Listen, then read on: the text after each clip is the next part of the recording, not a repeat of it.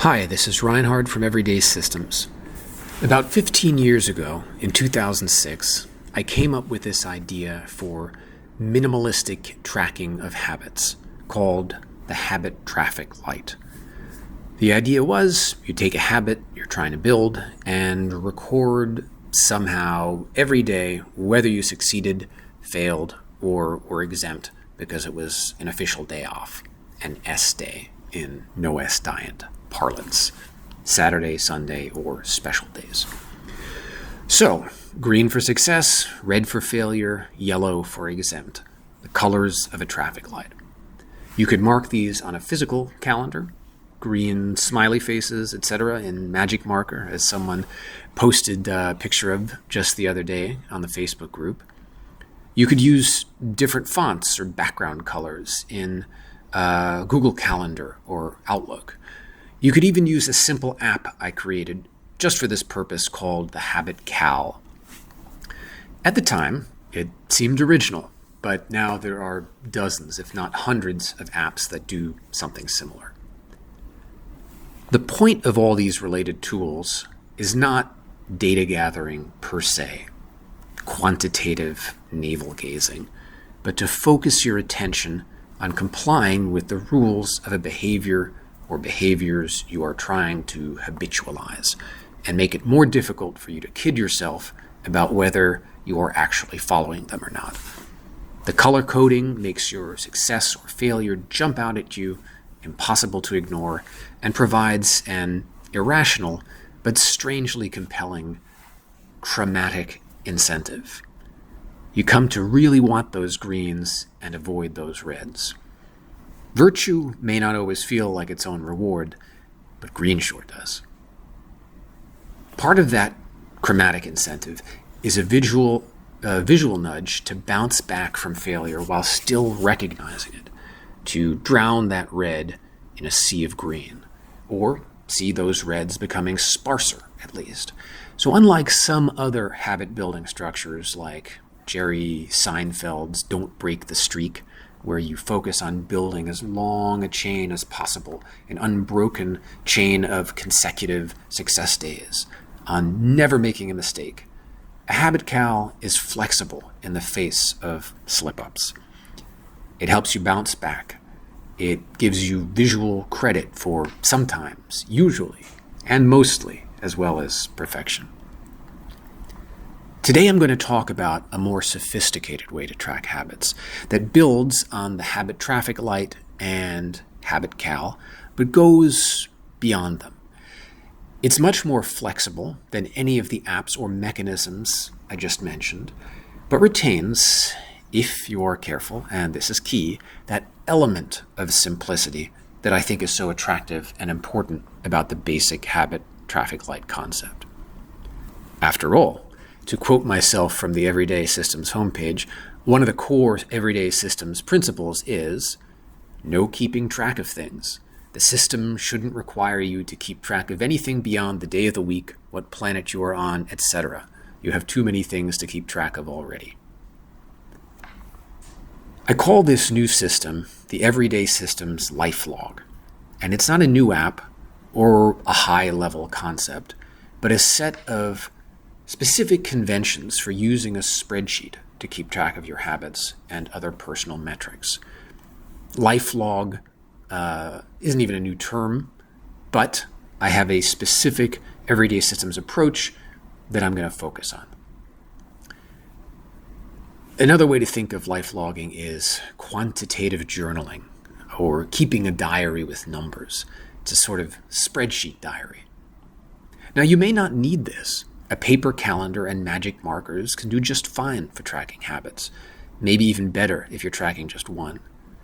But if you've gotten stuck, are tracking a whole bunch of habits, or need something extra but you're not sure what, a lifelog can help. I use Google Sheets, but Microsoft Excel or LibreOffice or Numbers will work just as well. I think I haven't used all of these. A key feature for lifelogging is something called conditional formatting, which any modern spreadsheet application will support. This is how you get HabitCal style chromatic incentive in the spreadsheet. And though it might sound scary if you've never used it, it's actually quite simple both to understand and to implement. In a nutshell, conditional formatting is a way to automatically color code the data that you enter based on a simple set of rules. So, among other things, you can get that red, yellow, green habit cal effect. You format, i.e. color the cell based on conditions, logic that you set. Is the value in that cell a 1, indicating success? Make it green. Is it a 0, indicating failure? Make it red. It can be that simple. If you're a technophobe, and that sounds terrifying to you, please don't give up on it yet. Take a look at the transcript of this episode. I've got some screenshots with arrows and other instructions and a sample spreadsheet that you can copy as a template to get started. The Lifelog has 5 basic conventions. I call them the 4 ones plus conditional formatting as the 5th convention. 1. Convention number 1. 1 spreadsheet per year. Create a new spreadsheet for each calendar year. I call mine LL for Lifelog and then the year. So this year, LL 2021. Creating 1 spreadsheet per year is a good practice versus creating one forever Lifelog that spans multiple years, because it gives you a chance every year to tweak and reconsider the structure of your Lifelog without messing up everything you've ever done in your past. It also gives you an annual nudge to reflect and reconsider what you're doing. 2. 1 tab per area of focus. Create a tab, aka sheet, as it's sometimes called, for each category of habits or other metrics you'd like to track. I like to divide mine into body, soul, and spirits, a riff on the Platonic concept of the tripartite self. But to keep it simple, you should probably start with just a single tab that contains all of your habits. If you have just 1 tab and want to name it something to distinguish it from additional, say monthly or weekly summary tabs you might add, call it habits or days. My first Lifelog in 2016 contained just 1 sheet. My 2020 had 5, plus 2 summary sheets for a grand total of 7. I do not recommend you start with that many. 3. 1 column per habit or metric. In your habit tab or tabs, create a header row containing the names of the habits you want to track, with the first column being date. So for example, your header row might be date, no S, shovel glove, glass ceiling, and maybe weight, if that is something you're also interested in tracking. The first cell in the date column should be the date you are starting, ideally January 1st, but the first year you do this, you likely won't be able to time it like that to start when you can start. Then drag down until an entire year's worth of dates is created, ending December 31st. I like to freeze both the header row and that contains the names of the habits, and the date column, so I can keep these visible as I scroll down or to the right, even if I've added a lot of habit columns or other metrics.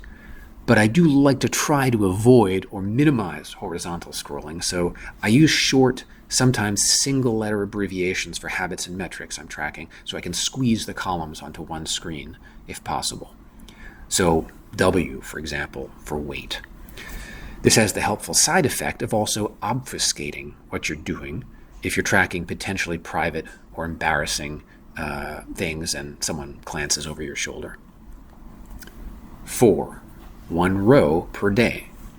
Now, every day, mark whether you have succeeded at your habit with a 1 for success, or a 0 for a failure, or a blank for exempt, S days. You may have other ways of quantifying a habit, like for shovel glove, instead of noting success or failure, I note the rep count I do for my movements, 14 being typical. You could also count minutes of shovel glove or other exercise. But if you have any doubt about what number to track, start simple with 1 for success, 0 for failure, blank for exempt. To visually distinguish exempt days from days that you just haven't entered yet, color the background yellow or gray for exempt. Traffic light purists may prefer the yellow. Aesthetes may prefer the gray. 5. Conditional formatting. Add that conditional formatting I was talking about to automatically color success green and failure red, or in some other way to distinguish at a glance what is good and what is bad. And there you have the most basic version of the Lifelog. One spreadsheet, one tab, one column, one row, conditional formatting. The 4 ones and conditional formatting. It gives you the functionality of a dedicated habit tracking app, except you also have the power to tweak it in ways that no app will allow. It's convenient if you're using a cloud version of the spreadsheet like Google Sheets or Microsoft Office online. You can access it from your phone or any computer. And it's free, or at least can be. Google Sheets is totally free, and Microsoft Excel also has a free version that is totally sufficient for this. Finally, time you spend diddling with your Lifelog spreadsheet, unlike time you spend diddling with your apps, is time you spend honing a potentially job-relevant skill. I've learned all kinds of spreadsheet tricks that I've gone on to use at work, messing around with my Lifelog. This basic version of the Lifelog may be enough for you, but one of my favorite things about the Lifelog versus some app is how easy it is to experiment, track new things, to tweak it to summarize and view in new ways, and to fine-tune your habits along with your tracking so you really hone in on a problem and block off the escape routes as old bad habits try to route around your self-improvement efforts. Here are 4 refinements beyond the basics that I found very helpful. 1. Moving averages. If you're tracking something like weight, which jumps around all over the place, you want to focus on a larger time scale than just one day. So I added 7, 14, or 21-day moving averages for some things I like to track. Do this sparingly, only where it makes sense and is really valuable, because otherwise you'll quickly have an overwhelming number of columns to scroll through. 2. Monthly Summary tab. Create a separate tab that rolls together data from your daily tracking tab or tabs into monthly summaries. This provides a similar benefit to moving averages and lets you gather the most important habits or metrics you are tracking from several tabs into a single big picture overview. In this tab, each row represents a month instead of a day, and each column contains a monthly summary value. There are a number of ways you could generate each summary. I like percent green end days each month for the No-S diet, average weight if you're tracking your weight, average number of drinks per day, maybe max number of drinks in a day to keep a firm eye on that ceiling, average daily minutes of meditation. Just a few examples. After each monthly row, I add a row for the yearly summary, and after that I add previous yearly averages if I have them as benchmarks. Some people aren't aware of how easy it is to grab and summarize values from tabs, from other tabs in a spreadsheet. If you're stuck, just Google or look at the sample Lifelog in the transcript of this episode. You can copy the entire sample template and modify it, or just copy and paste the cell that contains the formula you want to use. In addition to a monthly summary tab, I've also experimented with a weekly summary tracking tab, but that turned out to be tracking hubris, and I didn't stick with it. 3. Color scale. Take your conditional formatting up a notch to color scale values that aren't simply binary success or failure. In other words, set a rule to make better things greener and worse things redder. This works great on the monthly summary tab and for moving averages, as well as for individual non-binary measures of quantity like weight or number of drinks. This is no more difficult to do than ordinary conditional formatting. In fact, it's easier because it's just a single rule instead of multiple rules. I like to set the scale to run from shades of red, worse, to white, intermediate, to shades of green, best, for maximum clarity and visual elegance. I find that yellow as the intermediate value, which would be more true to the original traffic light point of inspiration, looks too busy and cluttered. By default, the best and worst values are based on the range of your actual data. So if your minimum recorded weight is 168 and your highest is 188, those will be the extremes of green and red, respectively. But you can manually override what the thresholds for greenest, reddest, and even whitest are if you prefer, as I sometimes do, especially when I'm reaching cruising altitude with a habit or metric, and even my worst value is pretty good, and I don't want to chromatically punish myself too much for those. 4. Add notes. This is a great way to qualify the quantities you are entering and add some context. It is especially interesting when you fail. How did you fail? If you had a drink over the glass ceiling limit, well, what was that drink? And what made it difficult to resist? Was it social pressure, stress? I found that generally when I fail in note circumstances like this, patterns emerge. And sometimes I'm able to tweak my rules to buttress my defenses in those particular circumstances, or avoid them entirely. I call this strategic cowardice, when I try to engineer my life to avoid temptations that I know I have a tendency to be overwhelmed by. Sometimes simply being aware of the circumstances will be enough without any active countermeasures. And sometimes something that starts out as a note graduates to a quantitative value that you start tracking in a new column. Many people find keeping a food journal helpful. You can do that here as notes as well, adding a column for each meal, breakfast, lunch, dinner, with additional fields between each meal for intermeal snacking, which of course should be kept to a minimum. I've experimented with this myself, and I just use the first letter of each meal to abbreviate. So B is breakfast, BL is between breakfast and lunch, L is lunch, you get the idea. I call it BLD logging. And in true NOS spirit, the headers themselves are a reminder that meals should be the focus. Okay, 5 basic conventions, 4 refinements. That's it in terms of mechanics. Some higher level reflections.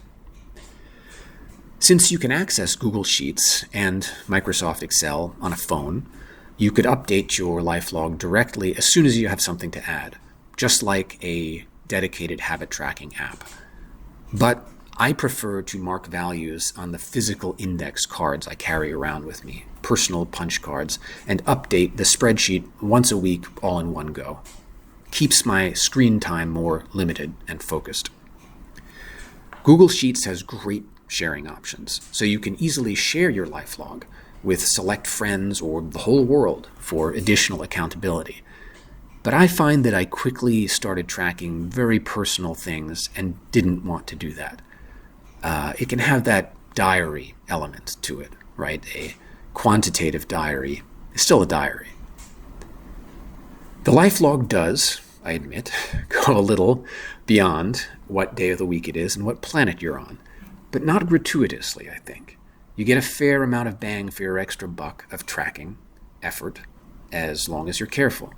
And this is very important, not to go overboard. Because a big part of successfully practicing this system, probably the biggest part, is guarding against the temptation to over-track and recognize and recover from this temptation when it inevitably, eventually happens. As I emphasize with Shovel Glove especially, when it comes to habits, overdoing it can be as big a danger as underdoing it, maybe more. We are practitioners of systematic moderation, remember. So beware tracking hubris. For many of you, this extra step of keeping a Lifelog will not be necessary. But it's something to consider if you've gotten stuck, if you feel like chaos is creeping in despite your strong but sporadic efforts, and you're looking for some extra motivational help. I lost all my weight on NOS and Shovel Glove without doing anything remotely like this before I even created the original habit traffic light or habit cal, so it is certainly not necessary. But I have found the Lifelog helpful for more personally stubborn problems like glass ceiling compliance, or when I'm struggling to claw myself out of a difficult situation, some mental rut, when I feel I urgently need to change something, but I'm not maybe sure exactly how or what. Because besides helping you with keeping yourself on the hook for habits you've committed to, the Lifelog can also help you analyze and learn where exactly you're having trouble, what days, what times, what circumstances. And then you can think of ways to tweak and pivot better to address those circumstances.